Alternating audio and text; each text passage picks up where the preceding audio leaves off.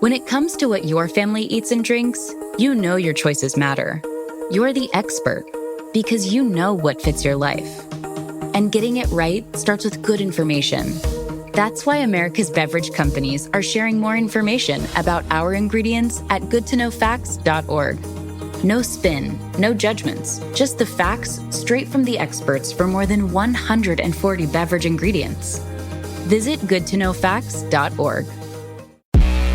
The biggest piece of advice I just like to give to kids and parents of athletes is understand that you are not your sport, right? The sooner you can understand that you are not just a baseball player, the easier that transition period will be when it comes. Because I think that's the biggest thing I set up in my career was I was okay being a 20-year minor league player.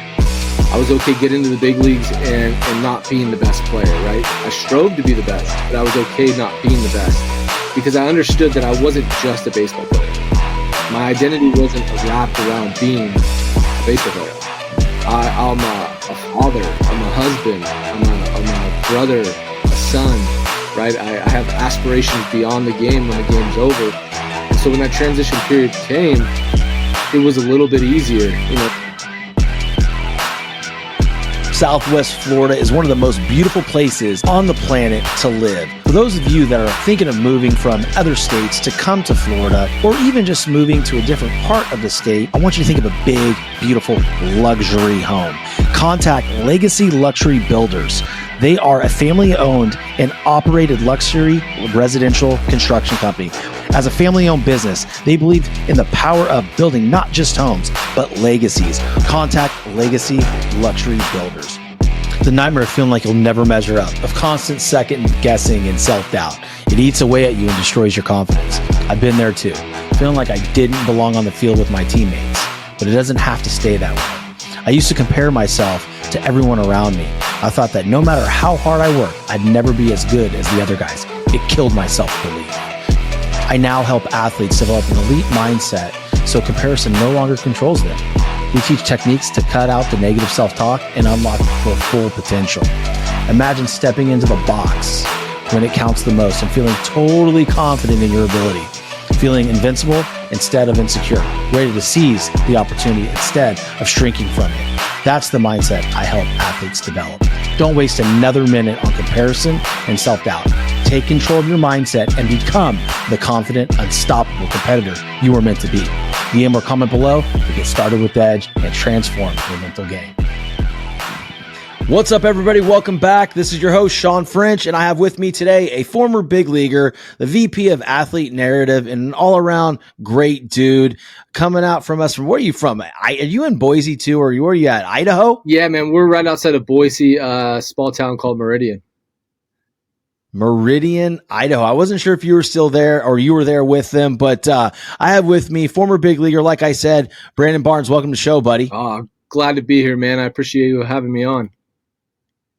Oh, absolutely, dude. Wouldn't have it any other way. I love what you're doing, and I think the audience is going to get a ton out of hearing your story, just how you came up as a young ball player and into the Major League Baseball levels, and then what you're kind of doing now, how you transition, and like everything, right? Everything that you deal with as an athlete in your ascension, and then your exit, which is the most important part of it, right? Yeah. So why don't you tell the audience a little bit about your baseball story, man? Yeah, I've been playing baseball since I was 4 years old. In high school, it kind of changed. I've always had a deep passion and love for baseball. It's always been number one. But for me, I came from a lower middle class family, and I knew my only way to go into college was a scholarship. And in high school, that was football for me. I had a scholarship to UCLA to play free safety, and ended up not working out. And I remember back in those days, man, I'm kind of a little older than most. So I used to have to scrape VHS tapes together for a highlight tape and send them out to all the coaches. It was 50-50 chance if the coach ever watched it. So, sent out a bunch and had some good response. But initially, man, I'm from Southern California. I grew up a UCLA fan, so I wanted to be a Bruin. And unfortunately, they had a coaching change. The new coach wanted to bring in his own recruits. So I ended up just playing in a baseball tournament one weekend. We ended up going to the World Series, so I took some time off of football, and I hit 8 home runs in 10 games, and we ended up going to the championship game, losing to a team from South Carolina. And I remember in that tournament, my buddy was like, dude, you need to play baseball. Like, you were born for this. And so at that time, I'd quit baseball my senior year of high school, so I wasn't even playing in high school. And Are you serious? yeah, I completely quit my senior year just to focus on, getting bigger, faster, stronger for football. I was 180 pounds soaking wet my senior year, so I knew I had to push that 200 to 210 mark, and that's why I quit baseball initially. Do that tournament, my buddy's like, look, you need to play baseball. So I immediately I was like, all right, I'll pray on it tonight and see how I feel when I wake up. Went to the dorm, prayed on it. I woke up that next morning and I signed up for a junior college that my buddy was going to. It's probably the best JUCO in California. Go to state like every year. And I didn't even have a tryout, man, to be honest. I just went with my faith and felt like God was telling me to go play baseball. So I signed up for classes. Initially ended up getting a tryout, went out. I was a third baseman shortstop in high school. And the coach knew that I was a wide receiver, free safety. He knew I could run. So he's like, Jay, go to the outfield. Let me see what you can do. And I was like, the outfield? Like, that's not where the good guys go, right? Like, I'm an athlete. And so he's like, no, just promise me, go out there. Man, it came so naturally. It was coach just told me the one tip he gave me, he goes, you're a wide receiver. When that ball goes up, what do you do? I said, I catch it every time. He said, same thing in baseball. You see that ball, you go do it. He said, go get it. So, man, from that point on, it was natural. Learning to read balls off the bat, learning to read swings. I'm old school with it. I don't need a card.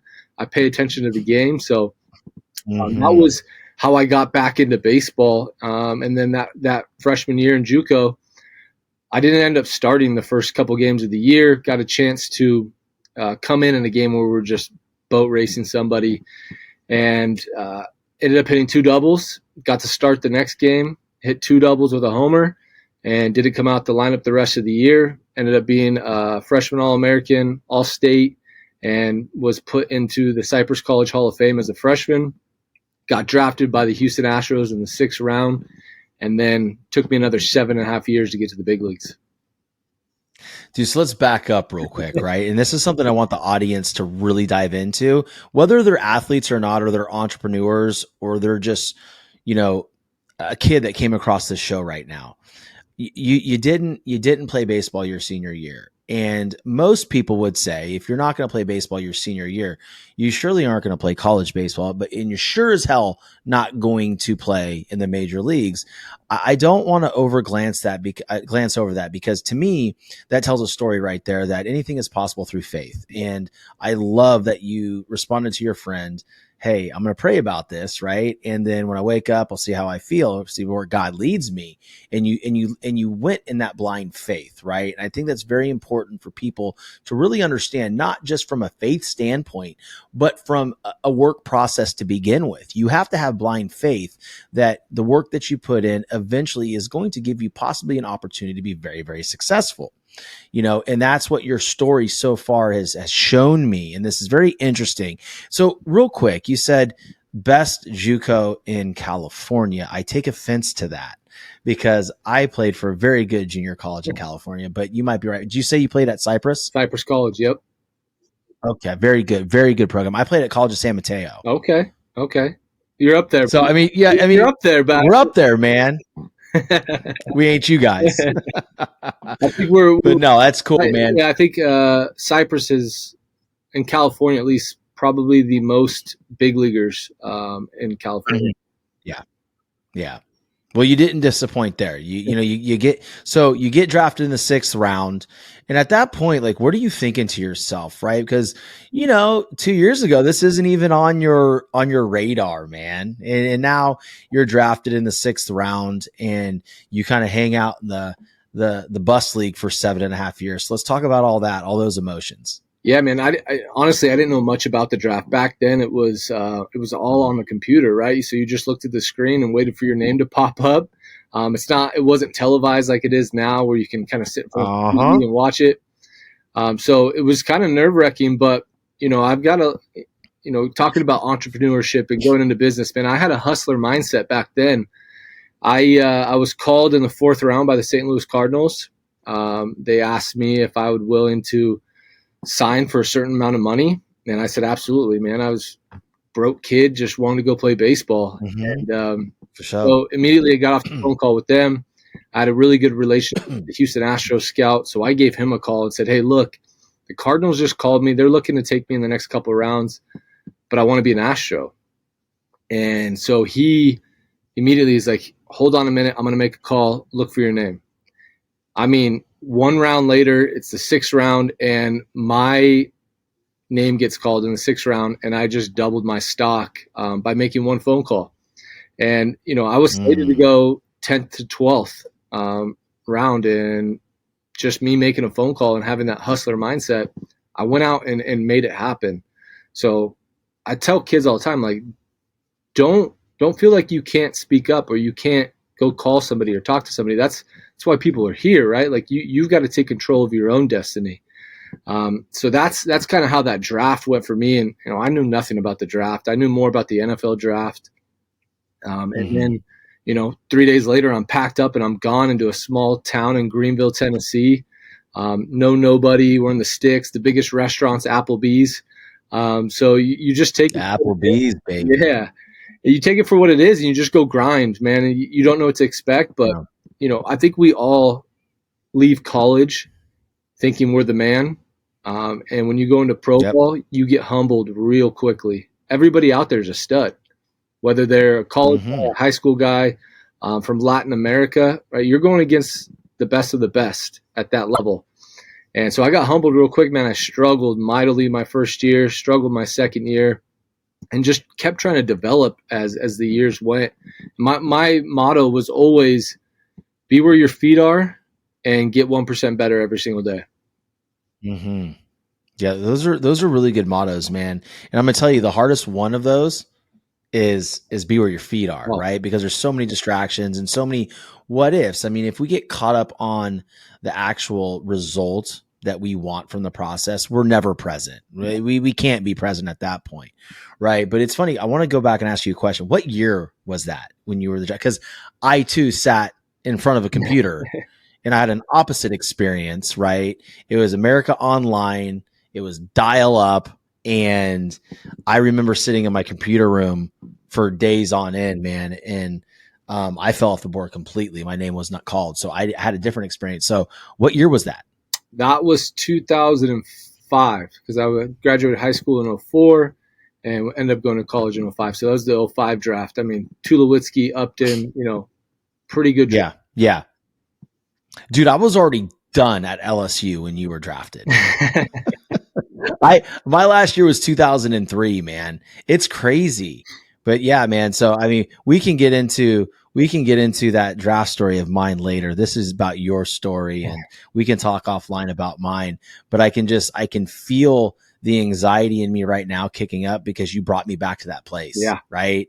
And this is one of the lowest moments of my life. Huh.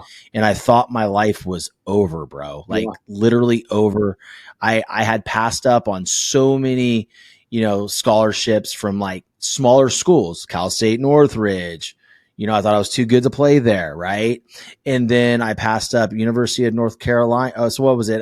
Western Carolina, in Colowee, right? And I passed them up. It was like I wouldn't have had to pay anything, right? I was like, no, I'm not going there. I'm going to go somewhere bigger, right? And luckily, Turtle Thomas knew my catching coach from College of San Mateo, and once they lost both of their catchers, Brad Cressy and Ryan Jorgensen, I called him. I was like, look, dude, I don't know what's going on, but my name's not called and I don't know what happened. And I've called the cross checker multiple times and he says he's on it and it didn't happen. So what am I going to do? And 2 days later, I got a call and an offer from LSU. But honestly, Brandon, I wasn't the same after that. No, I mean, I really, really wasn't. Right. But dude, so you're in the minor leagues now and you're grinding. And you have this gift of being fully present and getting 1% better every day.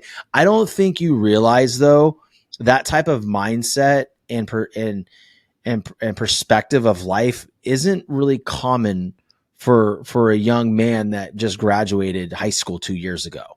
Yeah, it's something that, I think the biggest thing for me was I always said I was built different, whether it was physically or mentally. I had this mindset of, if you tell me I can't do something, I'm going to do it, or if it's too big, I'm gonna tackle it. So I always had my mindset on, like, I don't care how long this takes.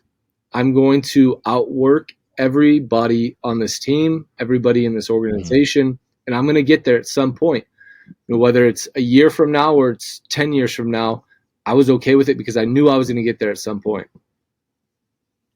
The thing too, though, man, is I think a lot of it has to do with your background, right? Yeah. Like you said, you grew up, low, middle class to low, socioeconomic status.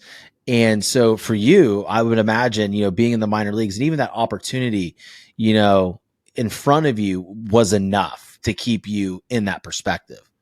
Oh, no doubt. I think just the way I was raised by my parents, my parents divorced when I was 11 years old. So, I knew my way out, my way into a new life, into something greater was my passion. And I've always lived off my passion, and sports have always been a passion of mine. And anything I do, I need to be passionate about it to be successful. Yeah. And so, yeah, I mean, it was my parents instilling that passion, that work ethic, because I got to see them both, on their own try to make it, right, and hustle and grind and, make ends meet to feed us and get us the things we needed, not necessarily wanted. So I built that from my parents, and then having my grandfather, who was probably the greatest influence on my sports career, just the way he would push me and the way he would train my mind without me even knowing it was a big part of that. Well, talk to the audience a little bit about that, because I want them to get, for the parents that are listening, or even the grandparents that are listening. I don't know if there's grandparents that listen to my show. That'd be pretty cool if there are, but walk them through how your grandfather led you with your mind, mindset wise, because they might be able to pick up some strategies and tips and some tips how to better lead their children. Yeah.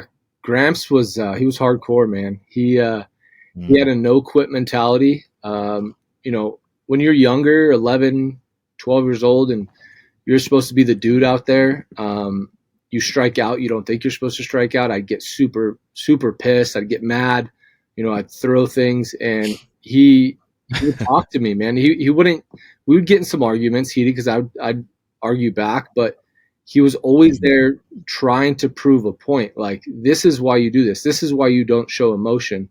I think the biggest thing I learned from him mentally was to never let the other team know how you feel, your emotions, whether you just struck out. Cool, I struck out. I'm going to get you next time. And that was something that he instilled in me very early, where once I got over that stage of like being a little whiner and complaining because I struck out, it was like, okay, you got me, but I'm going to get you the next 2 times, right? So just those little things. And there's always conversations on the ride home, on the way to the game. And it was never like, why'd you do this? Why'd you do that? It was more like, okay, what do you want to get better at? How did you feel today? Why do you love playing the game? And then he would, at the tail end, be like, okay, well, you made this error. What was going through your mind? Why'd you throw the ball this way? So he would talk me through things, and we start to strategize. And that's how I was learning the game, whether it be baseball or football. It was always a conversation. It was never like, you made a mistake, you need to fix this, you can't do that, you can't do this. He was teaching me through conversation. Dude, that's amazing. I wish I would have had a grandfather like yours, man. I wish your grandfather was my dad, because I think what happens is, man, when we go through, and it's hard because I'm a sports dad. My girls do ice skating and gymnastics. My youngest does soccer too. She's incredible. My daughters are incredible. My son is a baseball player, and he wants to follow in my footsteps. And it's funny because I can feel myself on the field. You know what I mean? He's in the minors. He's freaking 10, bro. And I would say, hey, I call him B-Dos. His name is Bobby Doss for French. Hey, B-Dos. I was like, hey, ball to you, go 1, 2 outs, go 1. And literally this one time in particular, ball was hit right to him, and he looks around.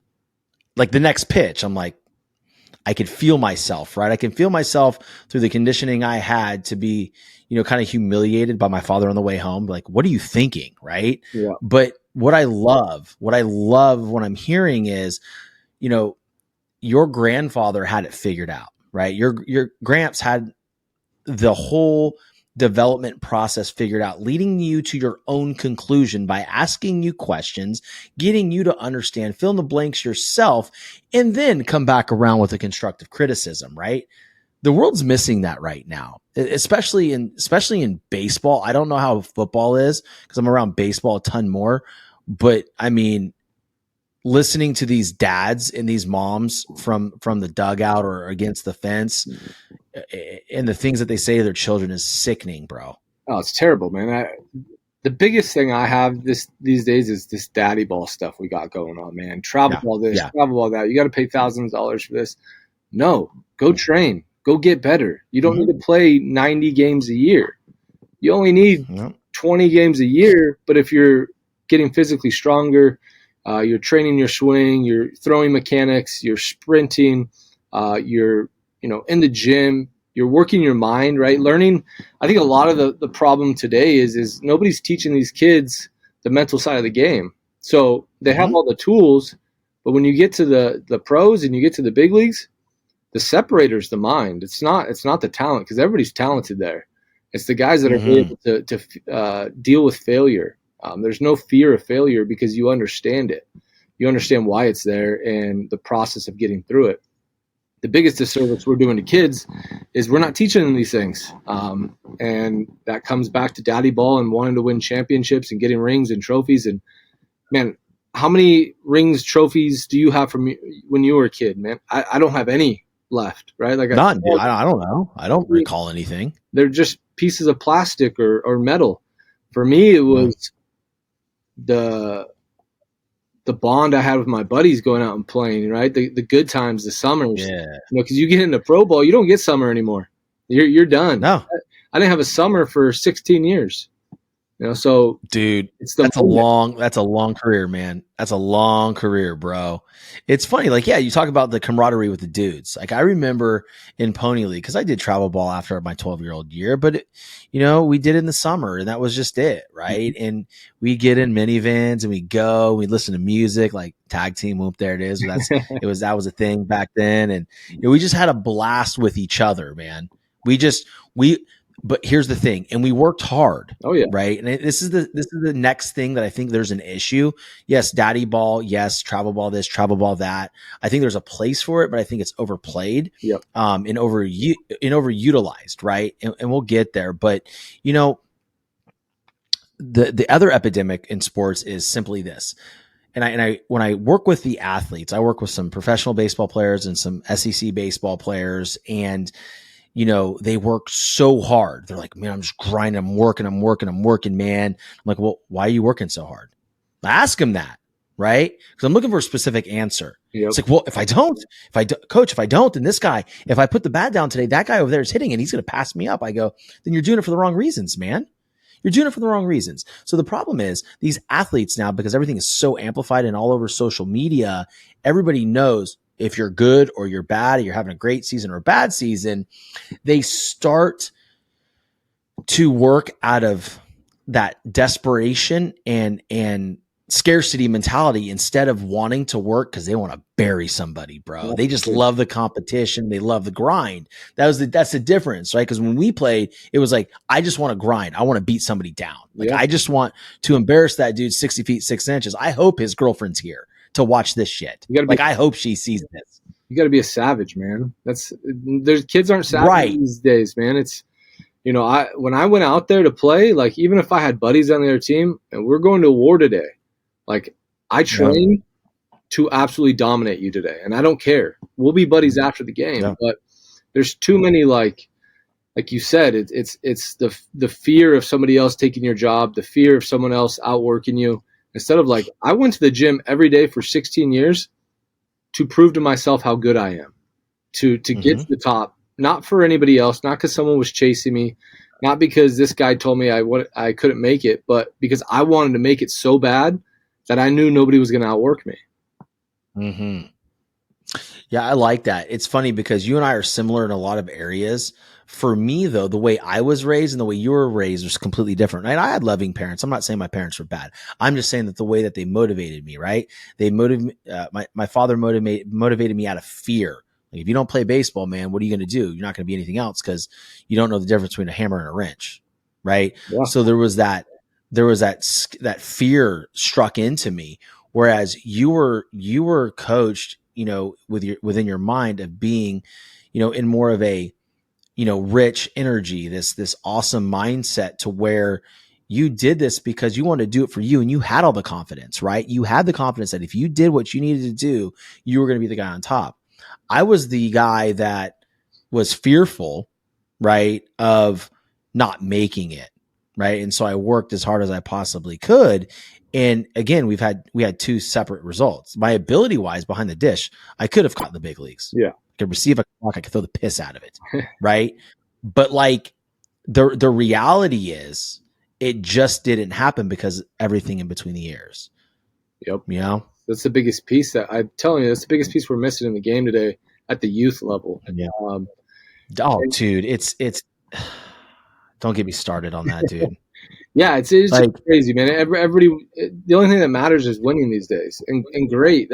I'm glad you want to be a winner, but if you want to be a winner, you got to get to the top. The only thing that matters in life and sport is a World Series in baseball, right? It's the Super Bowl champion.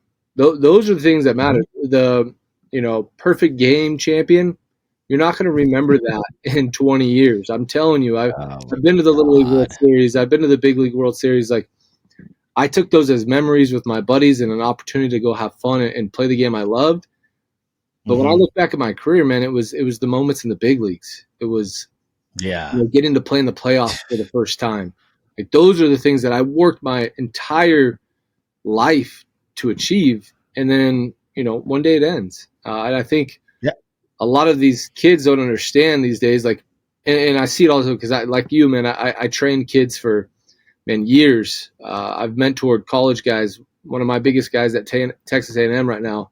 But the difference is the kids don't understand the numbers. It's a numbers game, right? So we know high school athletes or high school baseball players, only 7% of them are going to go on to the next level. 7%. What are the other 93% doing, right? So you got to make sure that you're working harder and smarter than 93% of the country. And when you realize the numbers, you understand that, okay, it's okay to have a plan B. It's okay to have something to fall back on. Because I was the complete opposite. There was no plan B.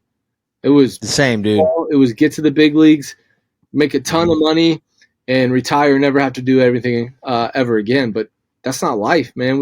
Everybody gets punched in the mouth. Sports got to end at some point.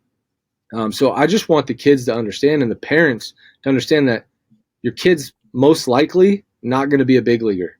Most likely not going to get drafted. Now, get them to college. Get them an education. Teach them about entrepreneurship.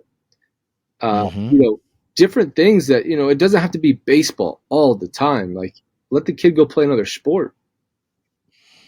That's a good point, right? Because what happens is you get wrapped up in an identity crisis. So let's get into the good. I hope people are still hanging on right now. Like, y'all, this is where it's going to get really, really good, because there's an identity crisis within, sports and athletics. And that identity crisis happens the moment their last shot is taken, the last snap is, their last snap is taken, or the last out is recorded, right? No more.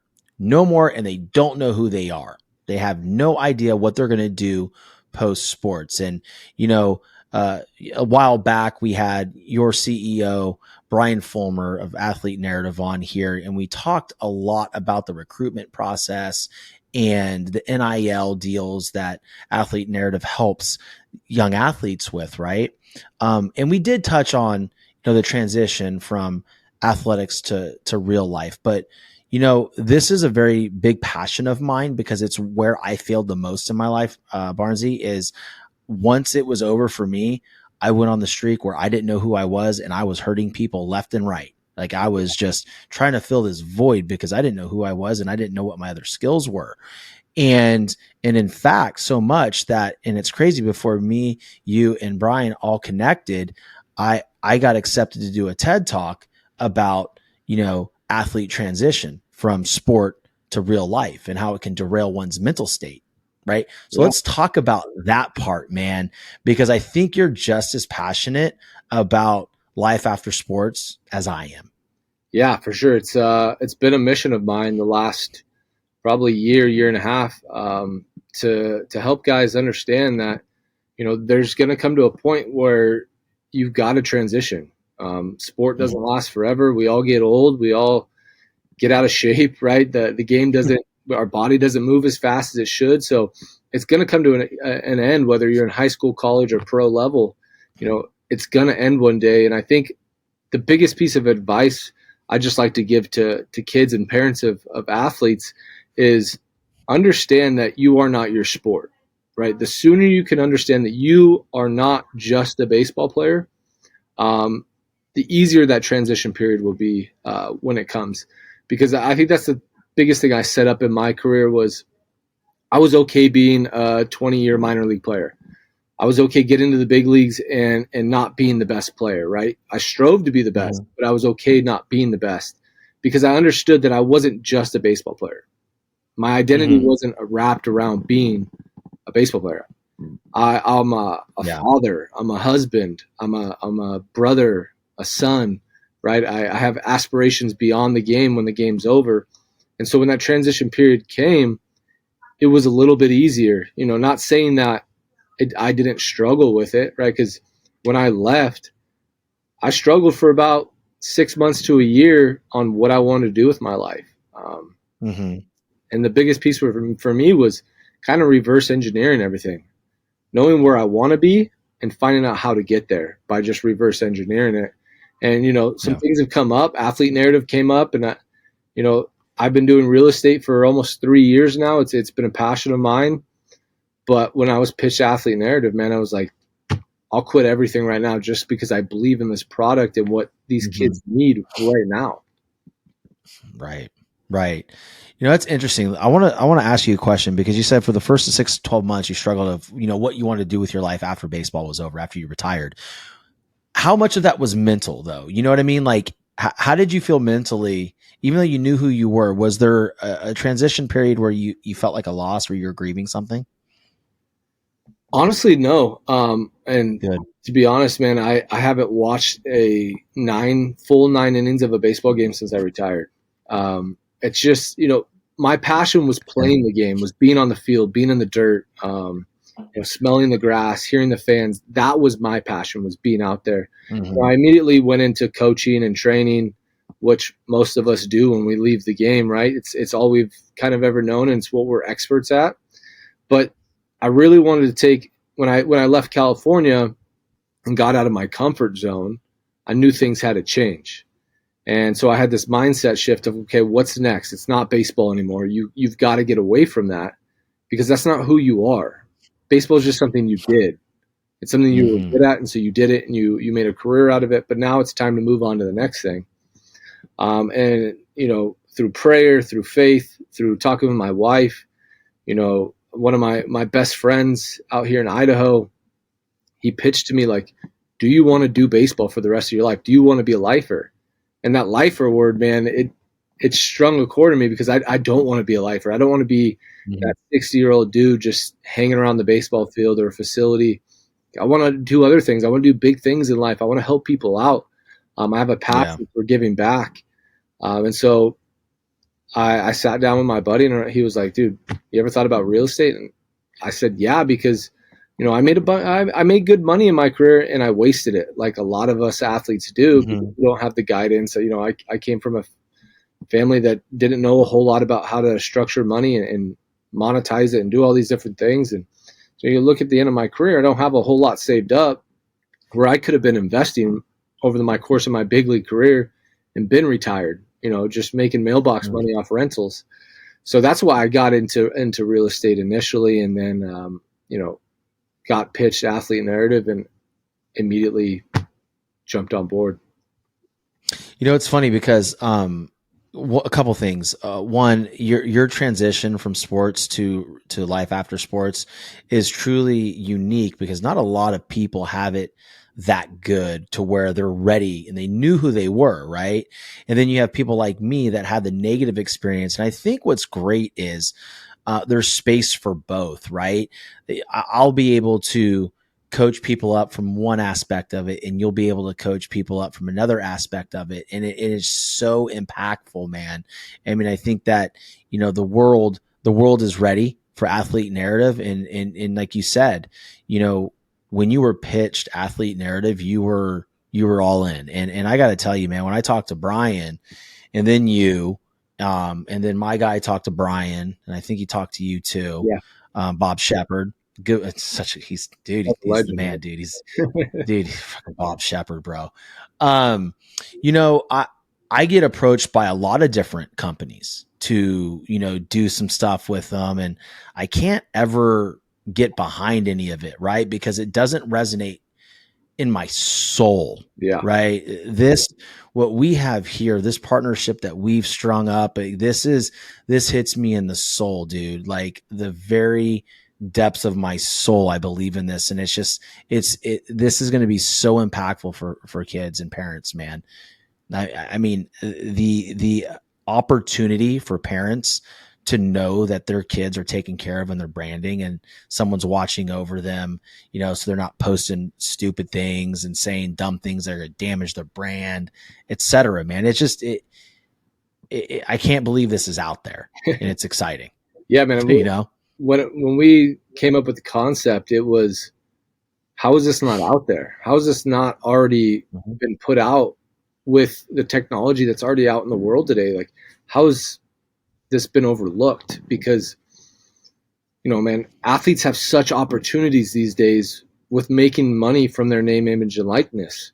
And I think we're doing a disservice to ourselves if we're not helping these athletes build a plethora of bags, to take home at the end of the day. Yeah. Because the colleges have been doing it for years. I mean, NCAA, we can go on and on about the NCAA and the money they've taken from kids, right? But that's a whole different story. Now we're able to use a platform like Athlete Narrative to get in front of tons of, whether it's you want to go to a certain college or you want to get in front of boosters, you want to get in front of a brand you really like.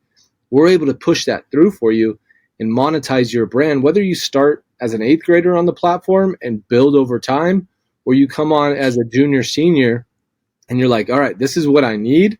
How do I get there? And we're going to be with you every step of the way, pushing your name in front of people organically, right? Not just sending DMs and messages straight to the coach. We want you to come across organically to the people that you want to come across, and then able to monetize that by the different areas that we have in the platform with the locker room, the radar page, just building your content alone these days, because we're in such a digital age where, newspapers are dead, magazines are dead. It's all digital. It's all social media. So how do we blow you up, and how do we get you sponsored, and how do we get you to the next level? And that's right now is Athlete Narrative. Oh, 100%. Let me ask you a quick question, because I don't think I've asked you or Brian this question yet. Do you guys ever take, because I'm working with somebody right now, you guys are going to connect with one of my athletes that plays for Mizzou. Is it often you guys take someone in college that you haven't worked with that long, and towards the latter part of their college career, bring them on the platform? Yeah, definitely. I think our big demographic, right, is going to be that 8th grade to senior in high school. But our whole goal with this is to blow people up organically however we can. So if it's a college guy, whether he's a freshman, sophomore, junior, senior, what we could do to monetize you as fast as possible with the people we have coming on board, it's going to elevate your game. And then not only is it going to help for while you're in your sport, but it's going to help in your transition, because you're building a brand. You're letting your fans and followers and your community know what you're doing. And maybe you want to be a real estate agent when you're done. We can help you with that transition process of building a network for real estate as well. Yeah, it is just so impactful, man. You're alluding to, you guys give that quiz or that questionnaire when that player decides, like, hey, you know what? probably not going to go play Major League Soccer or, you know, be in the NBA. You know, I'm pretty good at XYZ. And then you guys start dripping, you know, content in after they've built this social media brand since, you know, whenever, you know, middle school or high school. Now they have people that are already engaged and care about them, and they're able to see the transition. It looks natural. And again, naturally their audience wants to help them, right? Yeah, absolutely. They want to help them when they get out. You know? I think for me too, like when we came up with this idea, it was, and how could this have benefited me, right? Because if I look at my life, my transition, if I'd have been using Athlete Narrative during my career, whether I was posting or not, but I had a platform where I can continue to build by a push of a button. Content's already done. And then, you know I'm my time's coming up. I knew my last year was going to be my last year. So if I had a plan in place, if I could have taken a life assessment test or a career assessment test, found out what I wanted to get into, and then start dripping that content as my final year was getting over, my fans, my followers, my community would have known exactly what I was going into, just like that. I wouldn't have had that year-long transition period where, like, okay, now I have to build a brand and start marketing for real estate. I want to help athletes, so I got to start dripping that. It would have been done for me just through a simple test. Absolutely, man. Absolutely. And it's one of those things where I always joke. I tell Brian all the time, like, dude, you guys need one for a podcast host. Like, maybe just one for me. Like, let's pilot it, throwing it out there on the air. Audience, hold them accountable, badger them on social media. Because, dude, like, I'm going to tell you, Athlete Narrative, yes. But also, even from a creative standpoint, I can relate to this. And you're also a creator because you're an entrepreneur. And like you said, we live in such a digital age. You know, you have to sit there and scripting content. Like, you know, you may have, I think you have a team. I don't have a team. Like, dude, it's me and this dude with big ears. It's just me, man. So, you know, having that taken care of, even for an athlete that is younger, I mean, because I get anxiety about it. I'm like, dude, I haven't posted in a day. I got to find something to do. You know what I mean? And so that's important part, right? Because when you know someone understands your through line of what archetype you are, and then you build that, again, you know, that's why the name is, you know, Genius, the narrative around that athlete, it just works, man. And it's all they got to do is approve it, right? Yeah. It's simple. And the things we have coming down the line with the warning system for protection of kids, give parents peace of mind, the Scout, which kind of hyper focalizes and targets people. We have, you know, we're working on getting ChatGPT AI integrated with the system so the kids can actually use it within the platform. Getting to a point where they can re-script some things. This thing's going to go crazy. As technology improves and we improve, and the biggest thing is getting feedback from the athletes, from the people, from the users on the platform of, like, what do you want? We want to best help you guys, so we need feedback. So we're able to make this platform the best platform out there for athletes. Yeah, it's needed, man. I was there's this kid on Instagram that liked a bunch of my posts, and then, you know, I went and followed him. He's this little football player, bro. He's legit. And then I started DMing with his daddy today, and then the kid popped in. I'm like, wait, no, I thought I was talking to your dad. I go, hey, look, man. He's like, no, it's both of us. I'm like, have your dad call me. I need to talk to him because you guys are doing a great job. His brand is already awesome, dude. Yeah. I think the kid is probably elementary school, borderline middle school, and the kid's got hands. He's got great feet. He's a football player, and he's already got, you know, a couple thousand followers. Like, imagine, imagine, bro, right? When you sprinkle in other content, like, you know, even maybe, you know, a static post, not just reels, like anything else that can, you know, establish his narrative and send it out there. Because, you know, listen, man, years go by fast. And as soon as that kid is in high school, then by that time he's going to be eligible for NIL. Hell, it's legal in Idaho now. Absolutely. Yeah. I think, you know, a big thing for athletes is your fans, your followers, they know you play the sport. They don't want to always just see you hitting a baseball or you throwing a baseball or you on a baseball field. You know, let them into your life a little bit, and you could be discreet on how you want or how deep you want to go. I was always open with my fan base and my followers. You know, my kids, they're going to see them at the games anyways, right? So you might as well let them see them on social media. My wife, what we do, you know, when we go to dinner, my passions, you know, I love art. I love painting. You know, I let the people that are following me, my fans, in on my life because that's what they want to know about, you know, a day in the life. These kids are now becoming creators. They're becoming influencers through social media because that's what it is. And if we're able to make an influence on your career by just boosting you, we've set you up for the next phase of your life. Yeah, no, it's a good point because, you know, I did something the other day. I think it was just the family. It was around Christmas time. And one of my buddies in Australia, big fitness influencer, man, big. And he goes, more of this, please. Yeah. I said, heard. So we went to the LSU football game, the bowl game the other day, and I posted that content. That went crazy, right? Because for a long time, to be fair, I didn't post any of my wife or any of my children outside of my stories because what was happening before I was verified, I was getting these people like downloading my kids' pictures and everything and making fake pages. Yep. And so I did it to protect them.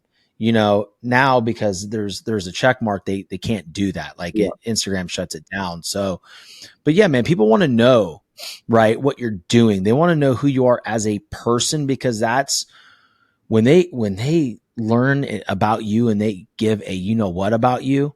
That's when you know you've built a brand, dude. Yeah, absolutely. That's when I saw my engagement go up, and you know, my team, my social media manager, she looks at the analytics, what's doing well, right? Like a lot of my stuff is my family. People want to know about what my family's up to. My kids play sports. I've got a volleyball player. I've got a dancer. You know, they want to know what's going on in their life. And it just brings them, they feel like they're a part of the community. They feel like they're a part of the family. And that's, to me, was always what my fans were. They're an extension of my family because if it wasn't for them, I wouldn't be able to get to do what I got to do. It's so funny you mentioned fans. I was talking to somebody in the neighborhood today, just a friend of mine, and I was stuck on stupid, dude. Like, I look at myself as someone hustling and, you know, building a brand, building a show, and really trying to grow as an entrepreneur. And she made a comment. She goes, like, you amaze me. I'm like, what do you mean? Like, what are you talking about? She goes, like, you have a TED Talk. You know you're going to be like super famous, right? I'm like, yeah, I don't even think that way, Brandon.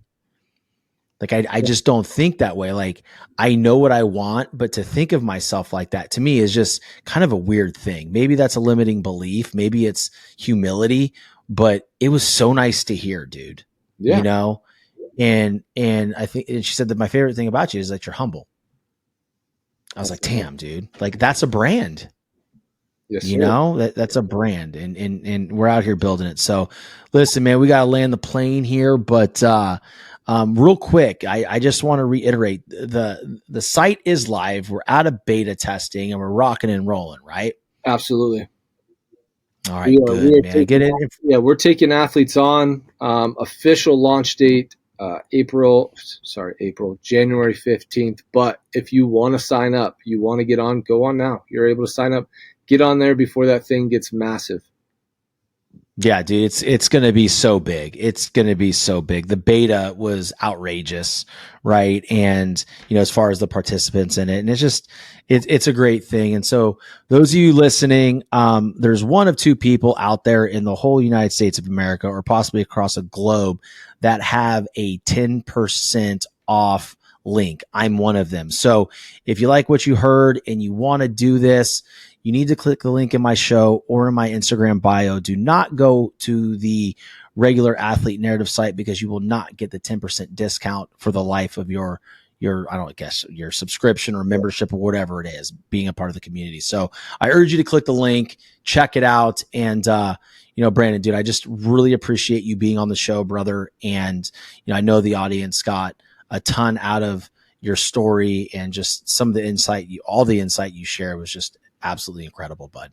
No, I appreciate you having me on, man. I wish this plane would never land, but business call. I know, man. It's so, dude. I was thinking through this show, and then the recording with Brian. I was like, that we could literally have a show, and it would be probably 3 hours long. Yeah, like we would. Our producers would have to tell us, like, hey, you got to hang up now. You got to stop.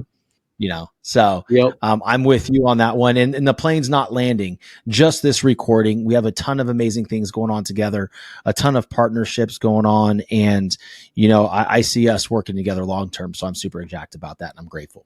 Me too, brother. I can't wait for it. All right, guys. Well, listen, hey, until next time, please share the show. If you got something out of this, leave a written 5-star review. Let me and my boy Barnes know how you liked the show and why you liked it. And again, like I said, share it for everybody you know. Until then, stay determined. Southwest Florida is one of the most beautiful places on the planet to live. For those of you that are thinking of moving from other states to come to Florida, or even just moving to a different part of the state, I want you to think of a big, beautiful luxury home. Contact Legacy Luxury Builders. They are a family-owned and operated luxury residential construction company. As a family-owned business, they believe in the power of building not just homes, but legacies. Contact Legacy Luxury Builders. The nightmare of feeling like you'll never measure up, of constant second guessing and self-doubt. It eats away at you and destroys your confidence. I've been there too, feeling like I didn't belong on the field with my teammates, but it doesn't have to stay that way. I used to compare myself to everyone around me. I thought that no matter how hard I worked, I'd never be as good as the other guys. It killed my self-belief. I now help athletes develop an elite mindset so comparison no longer controls them. We teach techniques to cut out the negative self-talk and unlock their full potential. Imagine stepping into the box when it counts the most and feeling totally confident in your ability, feeling invincible instead of insecure, ready to seize the opportunity instead of shrinking from it. That's the mindset I help athletes develop. Don't waste another minute on comparison and self-doubt. Take control of your mindset and become the confident, unstoppable competitor you are meant to be. DM or comment below to get started with Edge and transform your mental game.